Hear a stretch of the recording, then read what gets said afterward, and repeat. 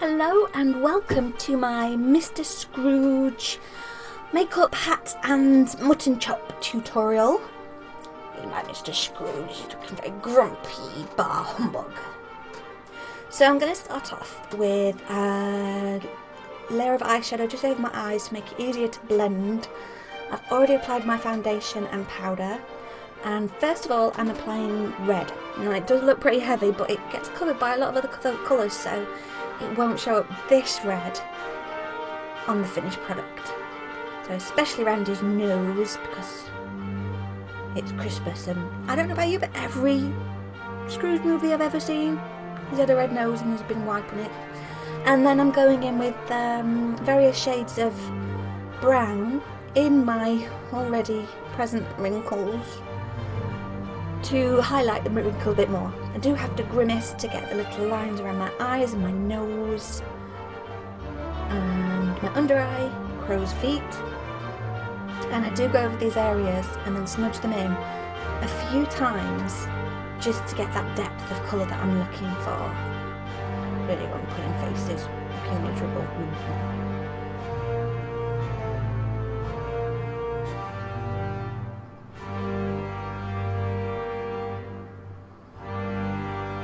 So I'm just smudging that in with my finger, just to blend it out,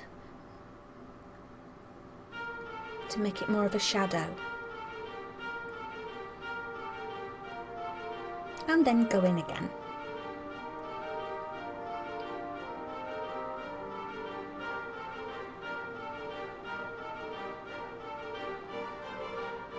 And again, I'm just layering up on the shadow on those wrinkles that I really want to stand out.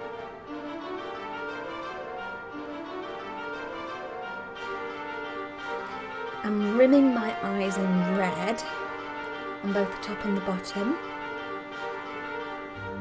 It's actually a blusher that I'm using.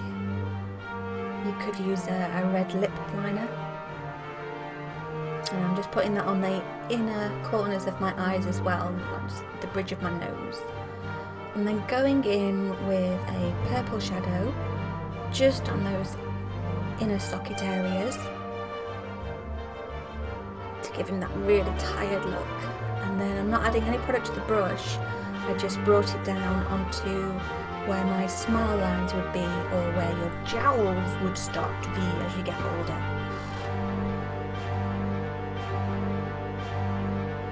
So I'm blending in those lines with the brush this time, and then applying a white face paint as a mascara, because I don't have any white mascara, to make my eyelashes look white, grey.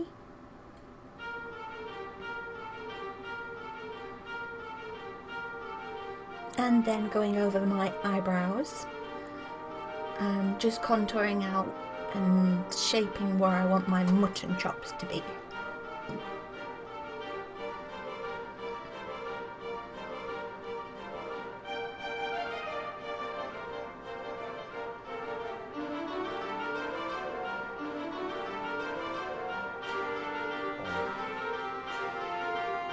Okay, so now I'm adding some age spots.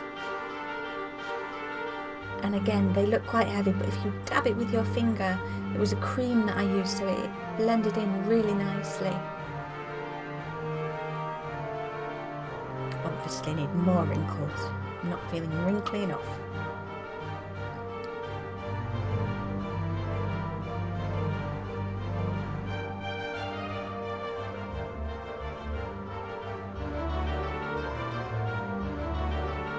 More age spots. I have a couple of these already actually on my actual skin. I'm not fond of that.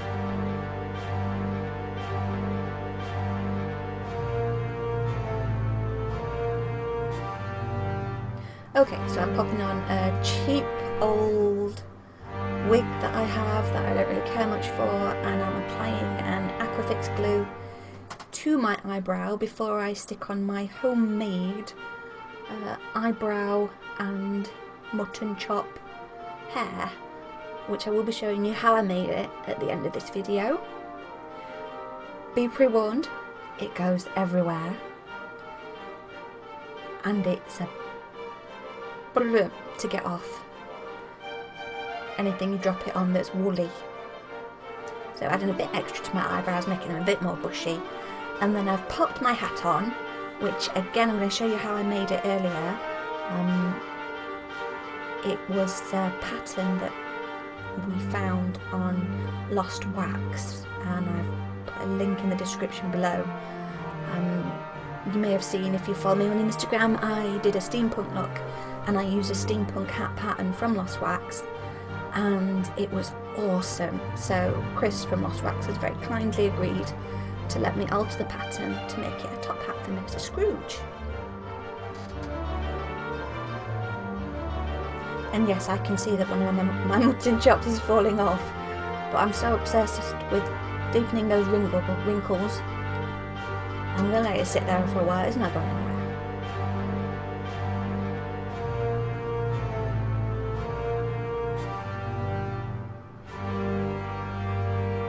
So I'm popping on lines around the lips as if I'd been a smoker for a long time. There we go. All I want for Christmas is my 2 front teeth. And then smudging it in with a little sponge blender, and then in between that I'm highlighting with a cream eyeshadow, deepening up those sockets a little bit and down the sides of my nose.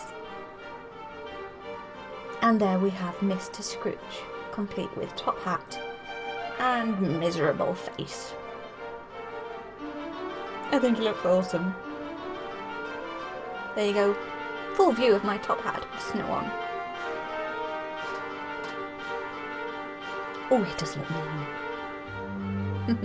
So this is the part where I show you how I made that top hat. We purchased the tutorial and the pattern from Lost Wax, and first of all I cut the pattern out, and then I transferred that pattern onto foam. I used a yoga mat, and then I applied a spray adhesive onto the foam, and then after 3 minutes I then applied it straight onto the fabric, and it was stuck like glue. It actually worked. It was awesome. So I'm trimming around because I need to cover it in this velvet, crushed velvet, that I use an old Halloween costume for, that doesn't fit anymore. I could have done with leaving the outer edges a little bit longer, if I'm honest, but this is how I applied my velvet to the rim of the top hat, which obviously is much more visible on the outside than it is on the inside. But I just did little snips all the way around the inside to make it so that it would be much easier to lay those little strips down and keep the curved shape. So then on the outer area I didn't do little cuts on this one. I just very gently pulled it up and made sure I kept a nice straight edge along the brim.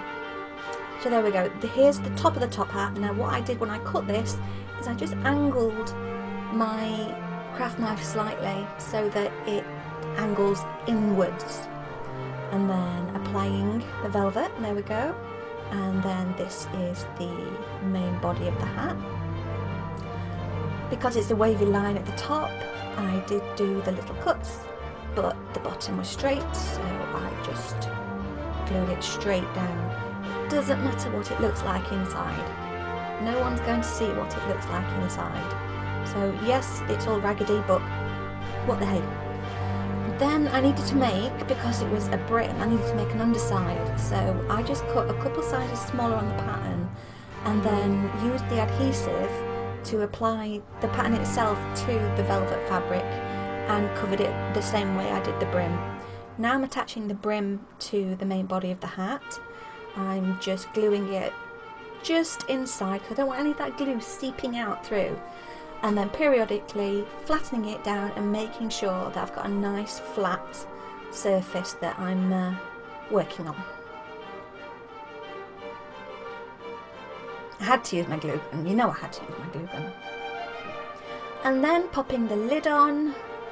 It's a curved lid, so I applied it the way Chris recommended, which was to go from one side to the other. And again, because I've beveled it in a little bit, it sits a little bit better. Messy glue gun.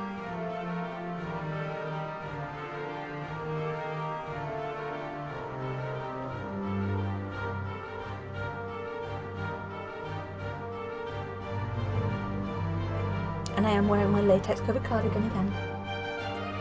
So there we go, I've finished the actual hat now. As you can see, it looks awesome.